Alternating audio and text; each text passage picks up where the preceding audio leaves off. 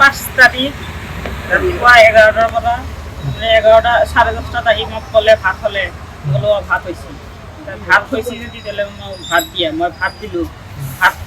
কেইটামান খালে খাই পেলাই চিজুবাৰী চাৰিআলি সেইফালে গ'ল যাই পেলাই 11:30 12টা বাজে তেতিয়া মই কল কৰিলোঁ ক'ত গ'লে কলটো ৰিচিভ কৰা নাই তাৰপিছত মই ৰুমত গ'লোঁ ৰুমত যাই পেলাই চাওঁ মোবাইলটো ৰুমত থৈ গ'ল মই ভাবিলোঁ আকৌ হোজায়ে গ'ল নেকি হোজাই যোৱা বুলি মই দিনটো আৰু ইমান গুৰুত্ব নিদি পেলাই মই তাৰপিছত আৰু গধূলি হ'লে যেতিয়া গধূলি হ'ল তেতিয়া মই কি কৰিলোঁ হোজাই কল কৰাৰ পিছত মানুহটো তেতিয়া তাতে খবৰ ল'লোঁ নাই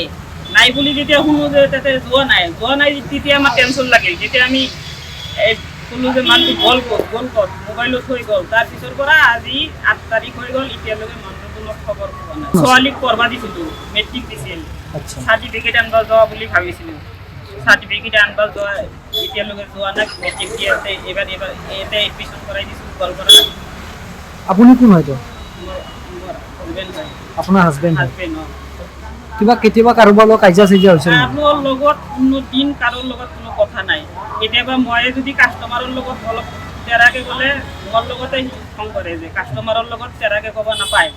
ভালকে দোকানদাৰী কৰিব লাগে সেনেকুৱা মানুহৰ লগত আৰু মানুহ কি থাকিব পাৰে সত্ৰান্তি আমি ক'ব নোৱাৰোঁ আৰু এতিয়া মানুহ সত্ৰান্তি কৰিলে না এতিয়া নিজে কি কৰিলে গম পোৱা নাই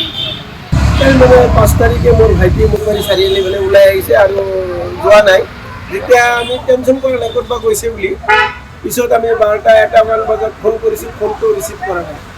ফোনটো ৰিচিভ নকৰাৰ পিছত আমি ঘৰত আহি চাওঁ ঘৰতে মোবাইলটো আছে আৰু তাৰপিছত এনেকুৱা অৱস্থাত আমি কি কৰিম বিচাৰি নোপোৱাত আমি ইফালে ঘৰত ফোন কৰিলোঁ পোৱা নাই তাৰপিছত আমি থানাত ইজাহাৰ এটা দিছোঁ নিৰুদ্দেশ হিচাপত আমি ইজাহাৰ এটা দিছোঁ আপোনাৰ ভাইটিৰ নাম কি ভাইটিৰ নাম আবেদুৰ ৰহমান তেওঁ কি কাম কৰিছিলে তেওঁ হোটেল কৰে আমাৰ হিন্দুবাৰীত এটা হোটেল আছে প্ৰসাদী হোটেল এতিয়া আমাৰ দক্ষিণ গাঁৱত এটা আছে জালুকবাৰীত এটা আছে হোটেলৰ মালিক বানিছে কেইটামান বজাত ভাত খাইছিলে দিনৰ 11টামান বজাত লগত একেলগে ভাত কিবা কাজিয়া পেচাল হৈছিলে ঘৰত একো হোৱা নাই কিন্তু মোবাইলটো থৈ গৈছে মোবাইলটো ৰাখি লৈ গ'লে আমি পালোঁহেঁতেন কিবা এটা খবৰ পালোঁহেঁতেন মোবাইলটো লৈ যোৱা নাই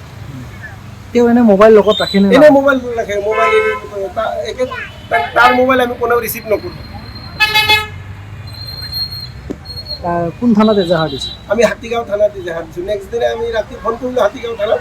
কালি ৰাতিপুৱা আহিব আমি নেক্সট দিনা 6 তাৰিখে দিনৰ 10টামান বজাত যাই আমি এজাহাৰটো দাখিল কৰিছোঁ আমি হাতীগাঁৱত নিজে দেখিছোঁ কেই তাৰিখে তেওঁ মিচিং হৈছে 5 তাৰিখে আজি কেই তাৰিখ আজি 8 তাৰিখ 3 দিন হৈ গ'ল 4 দিন আছে পুলিচক কি ক'ব কি আহ্বান জনাব পুলিচে ক'লে যে আমি থানাত ইনফৰমেশ্যন দি দিছোঁ থানাত আমি হ'লে আৰু আপোনালোকক যদি কোনোবাই ধনৰ দাবী কৰি ফোন কৰি আমাক ইমিডিয়েটলি খবৰটো দিব কিবা এনেকুৱা ধন দাবী কিবা এনেকুৱা ফোন অহা নাই এতিয়া ধন দাবীৰ কোনো ধৰণৰ এনেকুৱা ফোন অহা নাই তেওঁ কিমান চনৰ পৰা হোটেল কৰি আছে সেইটো আপোনাৰ 2013-14 পৰা হোটেল কৰি আছে যিকোনো খবৰৰ বাবে যোগাযোগ কৰক আমাৰ এই নম্বৰত 9181 307 2221